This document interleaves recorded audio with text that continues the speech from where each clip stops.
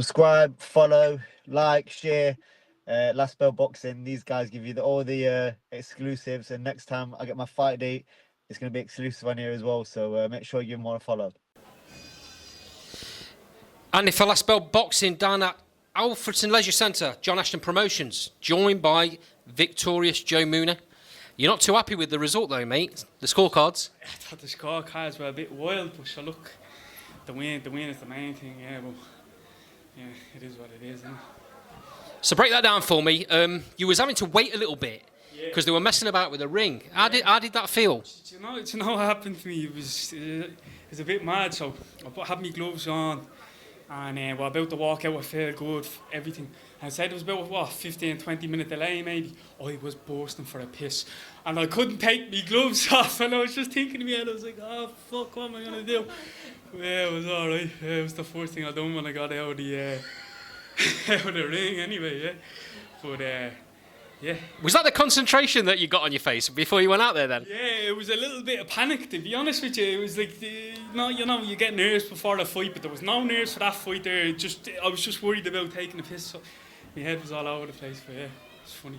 So, very, very hot today. Yeah, it's warm. Yeah. How did it feel in there? Yeah, I'm a bit sweaty anyway, so it's just another day for me. I look at the ring and I start sweating, so... Joe, that's your third 4-rounder. We talked last time I spoke to you when you were in camp about the potential of moving on to 6s after this. Is that still the intention? 100%, yeah. 100%, yeah. I want the 6th rounder next. Yeah, I felt... obviously, I haven't boxed in 8 months, so that's if I can... we're here and probably get out in September, October, so it's not too far away, so that's perfect to build on that now for the 6th rounder, yeah.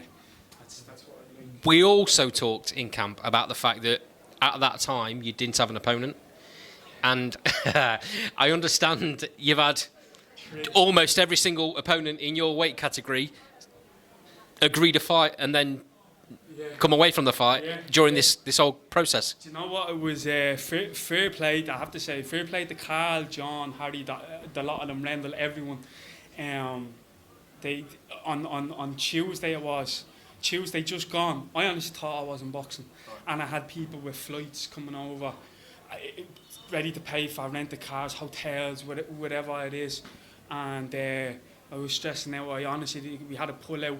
That was the second one pulling out, and I honestly didn't think I was fighting. And fair play to Carl, John, and Harry. They got me an opponent then straight away. So, and he actually stuck it out. Fair play to Joe Hardy as well. The beauty and also the downside of small hall boxing is it keeps you on your toes like that. Not always great when half of your fan base is based over the water in Ireland. And you know what the funny thing is as well? I don't know if it's funny, but some of them didn't even make it. Their flights got delayed. At 20:06, I got a text saying we're still on the strip. We're still in the plane in Dublin. So now they're flying over after missing the fight. And honestly, I had 5 tables out there, and I think maybe one or two were being used. I said to John, I was like, yeah, give them away. If people can't get over, you know what I mean? So it was a bit of a disaster, but yeah, we got it done. I don't really know what to say to that, mate. That's real tough, because you have a really good support, a very, very, very loyal following from Ireland, don't you? Honestly, if it wasn't for the boys, family, everyone, I couldn't afford the box. Now, small hall shows ain't cheap, especially we're talking 6 rounders. It's even more money. So it's honestly, I'm blessed to have the people that I have supporting me. You know, like flying over. It's not cheap. You know? Yeah, I mean, you make a really good point there, and people don't know this. Everyone will be like, "Why are you only boxing 4 rounders? Why are you not moving up to 6 rounders?" There's a massive jump in money. Big jump in money. We're talking a good couple of £100. Like we're talking like, yeah, it's.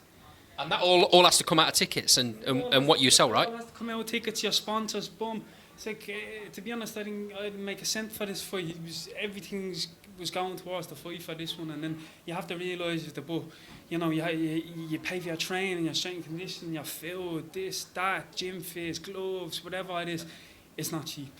You know what I mean? So I'm truly blessed to everyone that I have out there, and that supports me. And even boys' tickets doesn't come, you know. You can't underestimate how important sponsors are at this level. How important are they to you? Yeah, extremely important. Same with the people that fly out and buy tickets and come to watch without all the boys here. You know, I wouldn't. Give a shout out. Yeah, I just want to give a shout out to the DPF Centre, Crow Property Maintenance, Imperative, Plugged In Barbers, Clipped Barbers, 2 Box by Rendell Monroe, and Art Cave as well. Fair play to everyone. Thanks very much. Joe, you had a change of opponent. You've ended up with probably your toughest opponent to date, which is great for your progression, because he came swinging at times. Yeah, he came to. That's why people, you know, the boys in the back were saying there was a few times you were waiting a little bit too long, is because every time I come in there was a big right hand coming over the top, or a big left hand, and you know, from watching his fights before.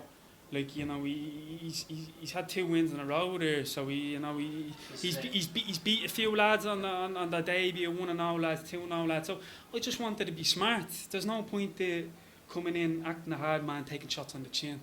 You know, I just wanted to be smart. I didn't want to really get hit. Don't get me wrong, I hit a few times, but I definitely didn't take too many hits. You know. And difficult for you to get into rhythm with the way he was boxing as well. Yeah, it was just because he was unpredictable. Yeah. He was very, and he was, you know, it was the first time, he was talking a lot. He was saying some mad shit in the ring. I was just kind of like, I didn't know whether to turn, laugh or fucking, you know, hit him. I was just kind of, what's this fella doing? You know, he made me laugh once or twice in the ring. I was just, this fella's crazy.